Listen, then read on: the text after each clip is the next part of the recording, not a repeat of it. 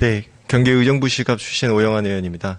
먼저 김부겸 국무총리님과 많은 국무위원님들 고생 많으십니다. 또다시 무분별한 우리 당 대선 후보에 대한 의혹 제기와 참 흠집내기식 이런 공격성 질의가 이어졌는데요. 참 대선을 앞두고 있는 시점이긴 하지만 이런 정쟁으로 오늘 이 귀중한 예산 종합정책 질의 시간을 채우게 되는 것이 굉장히 유감스럽다는 말씀을 드리지 않을 수 없습니다. 양당의 대선 후보에 대한 이런 참 검증과 평가는 이 외부의 상호 검증 과정에서도 그리고 각 당 대선 후보들 간의 이 토론 과정에서도 충분히 이루어질 텐데 2022년 참 코로나 이후에 국민의 일상을 회복하고 상처를 회복하고 국가 경제를 회복하고 이 중요한 국가 예산을 논의해야 하는 우리 예산결산위원회 자리에서 더 이상 이런 참 정쟁적인 질의는 나오지 않기를 바랄 뿐입니다. 총리님, 먼저 요소수 문제 잠깐 좀 짚고 넘어가겠습니다. 예. 어제 11월 7일 대외경제안보전략회의 2차 회의를 진행하셨죠? 네, 그렇습니다. 예. 요거는 우리 부총리께서 직접 회의 주재를 하셨습니다. 예. 부총리께서 질의하셨죠. 부총리님, 이 호주에서 수송기를 통해 2만 리터를 이렇게 이번 주에 수급하기로 했다. 이런 언론 보도를 봤는데요. 네. 이외의 국민들께 조금 더 신속하게 희망을 드릴 수 있는 추가적인 소식은 없습니까? 예, 의원님, 호주는 왜 군 수송기를 동원해서까지 긴급하게 저희가 수입 조치가 이제 이번 주에 있을 거고요. 제가 보기에 한 10여 개 나라에서 네. 같은 협의가 진행 중에 있습니다. 제가 특정 국가 이름을 말씀드리기는 좀 어려워서. 어떤 국가에서든지 네. 신속하게 완성된 수입품을 좀 수급을 하든지 네네. 이 국민들께 이 불안감을 해소할 수 있는 즉각적인 이 해결을 할 수 있는 그런 노력을 즉각 해주시기를 좀 요청을 드리면서요. 예. 그런 한편 너무 늦은 대처다. 참 그리고 국가에 안일한 위기관리 인식이 있었다는 평가에 대해서 국무총리께서 어떻게 생각하십니까? 예, 저희들 아프게 반성하겠습니다. 네, 그 부분에 대해서 오늘자 언론 보도를 좀 살펴봤더니요. 이것이 사실 한 달 전부터 이렇게 예견된 일이었다. 중국이 11일부터 수출 검사를 빌미로 요소수 수출을 제한하면서 시작됐다고 했는데요.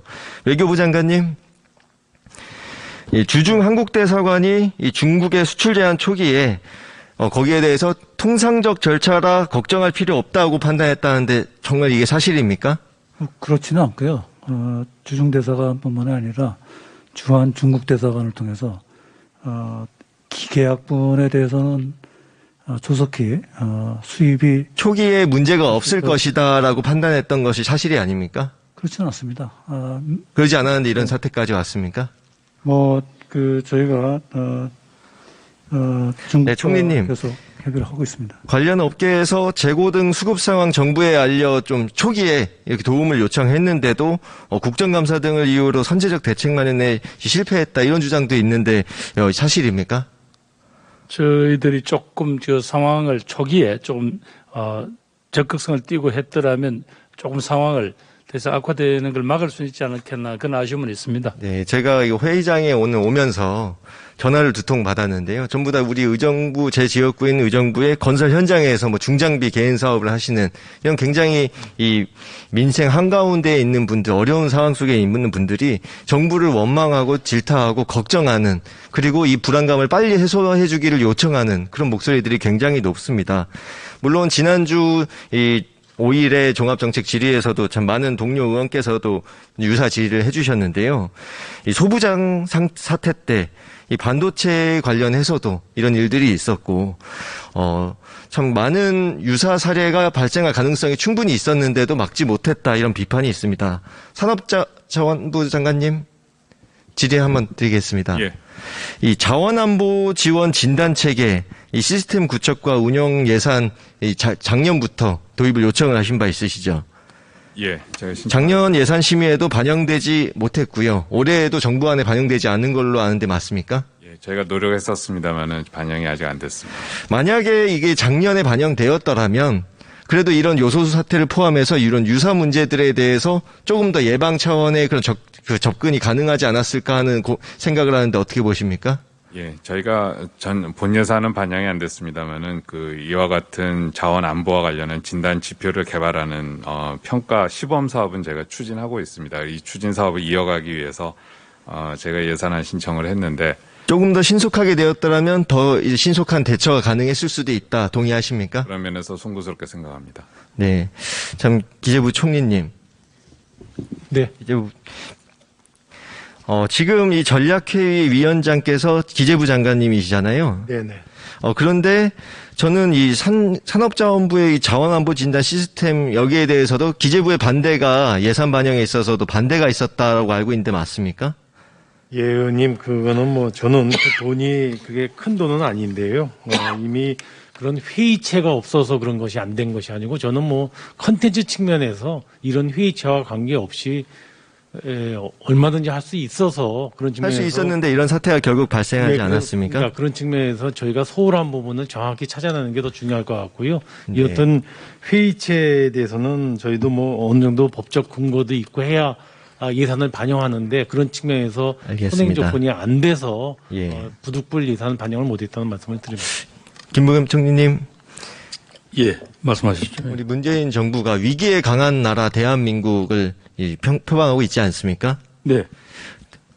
문재인 정부 당시 이 시기 동안 위기나 재난이 없었기 때문에 그런 표를 쓸 수 있는 것이 아니라고 생각을 합니다. 저는 문재인 정부가 잘 대비하고 그리고 위기나 재난이 발생했을 때 잘 대처하고 대응하고 그리고 그것을 극복해서 국민들께 인정을 받았기 때문에 그 부분에 있어서만큼은 국민들께서 참 후하게 평가를 주셨다 이렇게 생각을 했는데요. 이런 유사 사례들이 또다시 이렇게 요소수 문제로 인해서 그 모든 기대와 인정이 무너지는 건 아닐까 조금 걱정을 많이 하고 있습니다. 참 요소수뿐만 아니라요.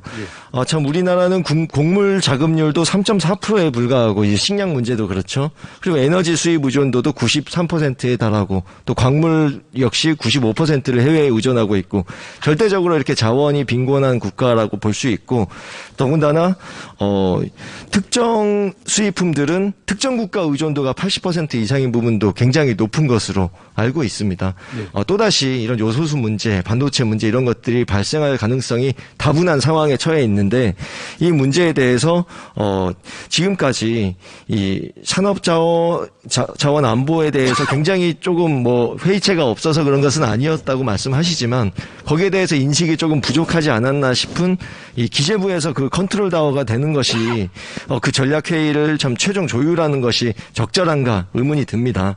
결국 요소수 사태에서도 국무조정실이 나설 수밖에 없지 않았습니까? 이 부분에 있어서도 총리께서 최종 컨트롤 타워가 좀 되어 주셔서 이 요소수 문제도 신속히 해결해 주시고 그리고 이제 부처 간 칸막이를 넘어서서 전방위적 자원 안보 실태에 대한 전수 점검이 필요한 거 아닌가. 주요 원자재나 부품, 식량, 광물 어떤 자원이든지 이 국가 경제나 국민 생활과 밀접한 그 둘러싸고 있는 모든 자원에 대해서 한번 점검을 해보는 것을 마지막 또한 이 위기 관리의 과제로 삼는 것은 어떨까 생각하는 그런 요청을 드리고 싶습니다. 예, 의원님 지적 감사합니다. 저희 지난 금요일도 그래 답변을 드렸습니다만은 우리가 전략 물자로서 관리하고 비축해왔던 것 외에 이번처럼 이렇게 사회 곳곳에 중요한 그런 역할을 해야 되는 이런 품목 한 80여 개 된다고 지금 산자부에서 파악하고 있던데요. 이런 아까 의원님께서 말씀하신 자원 안보에 관한 인식을 새롭게 하고 거기에 대한 대비하고 또 거기에 대해서 국가 전체가 그 상황을 관리하는 그런 시스템을 구축하겠습니다. 네, 특정 자원이 아니라 모든 자원에 있어서 그런 전수적인 그런 점검과 뭔가 평가와 대비가 필요하지 않나 그런 것을 좀 과제로 삼아주시길 요청드리면서 예. 네, 다음 질의로 하겠습니다.